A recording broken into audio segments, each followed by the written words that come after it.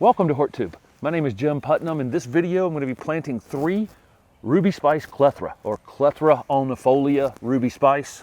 Some people call these Summersweet.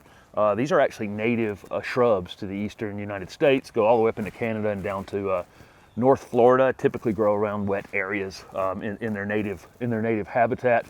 Ruby Spice was selected because it has really dark pink flower clusters on it. These bloom in the mid to late summer, which is kind of unique for flowering shrubs. A lot of flowering shrubs kind of throw their flowers, you know, in the spring or early summer typically. So these usually will have color on them long after a lot of other things have already finished blooming every year.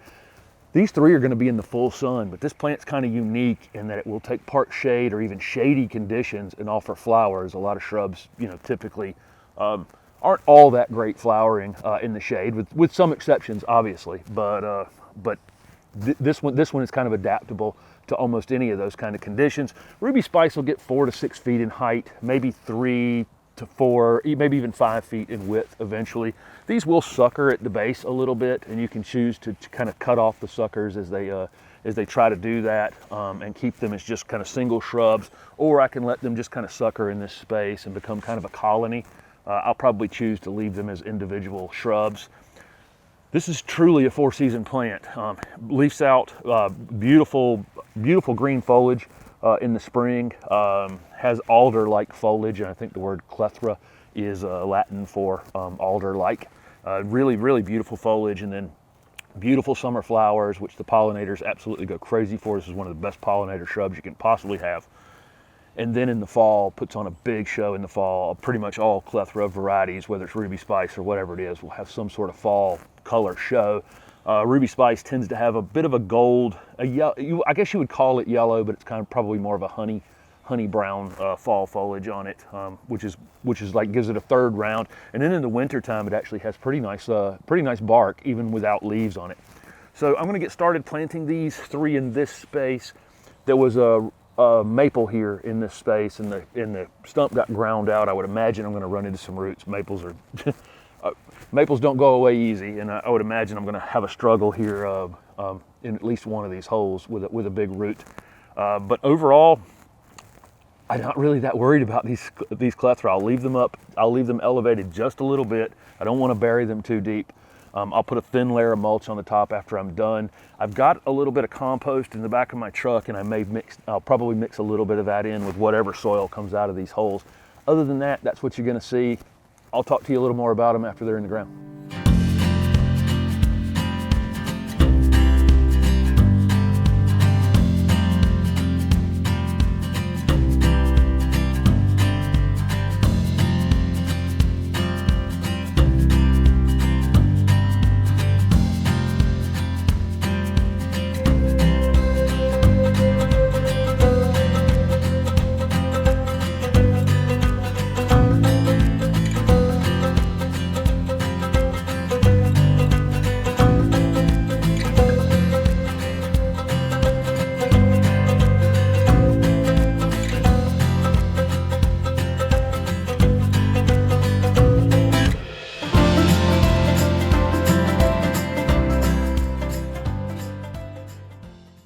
So the roots fought me a little bit. This one was particularly bad. That hole was almost entirely filled with roots. I did bring some compost over for each of these. I left them above the grade, maybe 1.5 inches or 2 inches.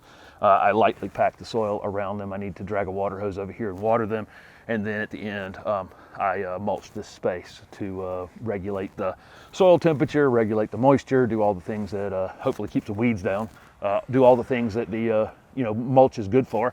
And that's pretty much it. These are super low maintenance, really. They can be pruned in the late winter. They bloom on new wood, so those things get pruned in the winter time. And so if they need any pruning, and fertilized at the exact same time. Really just extremely low maintenance plant. Not a lot of insect problems or disease problems really to worry about. I'll water them in well, and then I'm going to let them dry out. Become pretty dry before I water them again. I tend to abuse plants a little bit, just trying to encourage them to root out into the surrounding soil. I don't baby them a whole lot. That one right there did have a sucker on the side of it, as you can see right there. So you can see how that happens in time. And any pruning you're doing on the top of them in the winter to control the height is potentially going to force more of those suckers. For me, I'm just going to chop them out with a shovel when they pop up, or just not worry about them. It just doesn't matter all that much. But this is a great native, flowering, fragrant, pollinator attracting, fall color having shrub that will look perfect here in this space. So don't forget to subscribe to my channel, and you'll see updates on these throughout next year as they wake back up. They're going to go to sleep soon. It's in October now, but you can see in the spring and in the summer when they wake back up and how they perform next year. Thanks for watching.